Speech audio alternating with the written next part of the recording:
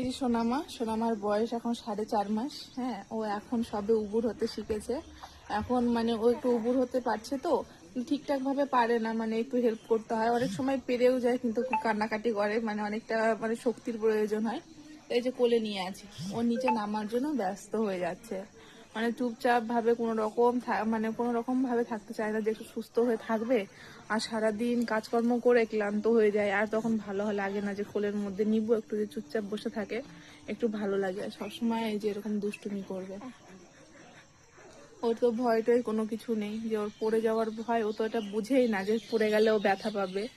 কিন্তু সবসময় যে দুষ্টুমি করতে থাকে, বিছানাতেও এক জায়গাতে থাকে না, সবসময় গোল গোল ঘুরতে থাকে।